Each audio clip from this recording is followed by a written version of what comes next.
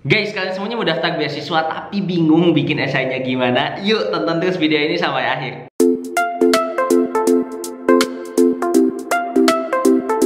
Halo guys, balik lagi bersama aku Fauzi di channel Jejak Zamzami. Thank you banget buat teman-teman semuanya udah selalu nonton video-video aku. Dan buat teman-teman semuanya yang belum nonton, jangan lupa untuk tonton. Dan jangan lupa juga untuk like, comment, share, dan juga subscribe biar aku makin semangat untuk bikin video buat teman-teman semuanya. Oke, di video kali ini aku bakal kasih satu metode buat kalian semuanya biar nulis esainya lebih gampang lagi. Nah, tapi sebelum itu aku mau cerita dulu deh satu hal. Pernah gak sih kalian kalau misalkan mau bikin esai itu bingung bikinnya tuh harus mulai dari mana? Nah, kebingungan kalian itu sebenarnya biasanya dalam tata cara untuk merangkai esainya ini. Kalian udah tahu dan juga udah punya cerita apa yang mau kalian lontarkan atau alasan apa yang mau kalian kasih gitu ke penyeleksinya itu. Cuman kalian bingung gimana cara ngebawainnya, gimana cara bikin narasinya supaya unik dan juga menarik.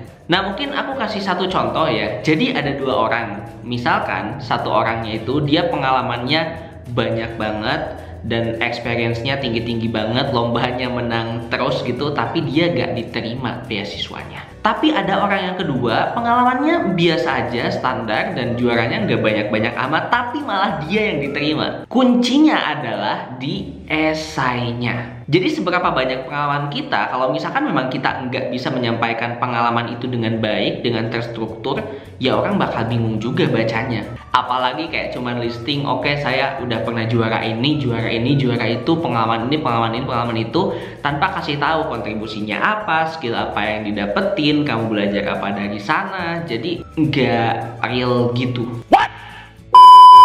Oleh karena itu, ada salah satu framework yang bisa membantu teman-teman untuk bikin esainya itu lebih terstruktur. Namanya adalah STAR Story. Oke, kita mulai dari S-nya itu adalah situation, T-nya itu adalah task, A-nya itu action, dan R-nya itu result.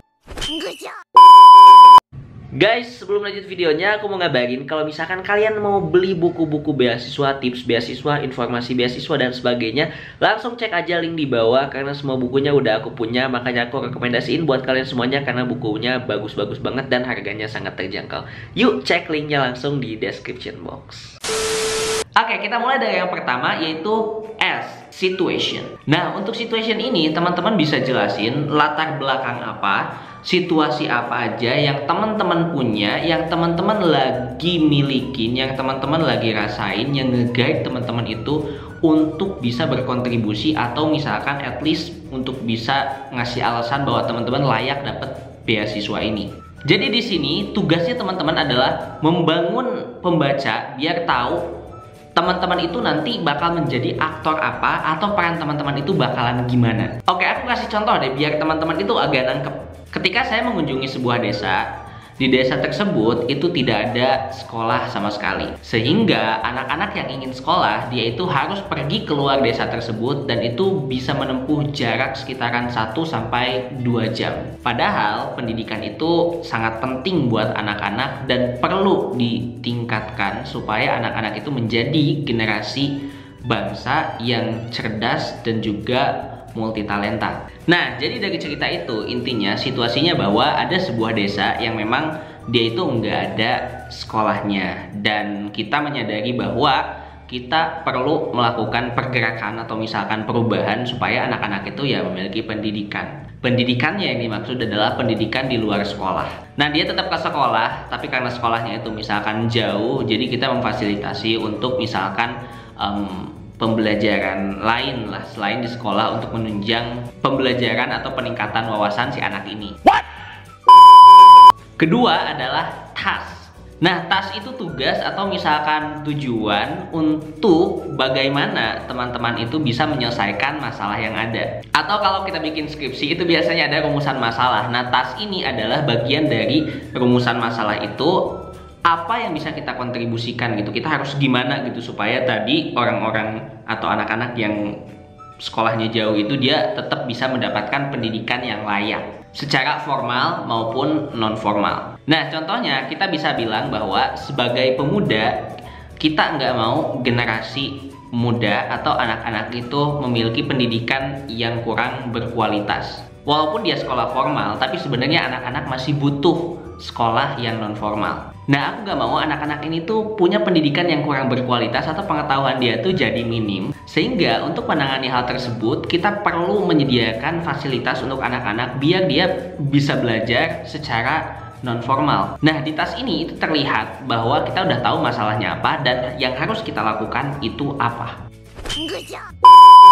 Baru ke yang ketiga, yaitu action. Nah, di action ini kalian jelasin solusi apa yang bakalan kalian buat, solusi apa yang akan kalian tawarkan untuk membuat supaya anak-anak ini tuh pendidikannya berkualitas, baik itu secara formal maupun non formal, dan peningkatan pengetahuan mereka juga itu ada. Misalkan contohnya kayak gini, maka saya akan membuatkan sekolah non formal buat anak-anak dengan memanfaatkan fasilitas yang ada di desa, yaitu berupa buku dan tambahan-tambahan donasi dari tempat luar supaya bukunya semakin banyak. Maka dari itu, saya akan membuatkan perpustakaan kecil untuk anak-anak sekolah biar mereka itu masih bisa membaca buku di balai desa. Buku-buku yang ada di desa akan dimanfaatkan dan kekurangan-kekurangannya akan kita ambil dari donasi-donasi yang dikasih oleh pemuda-pemuda yang ada di seluruh Indonesia. Jadi kita akan membuka donasi dan dari donasi itu akan dibelikan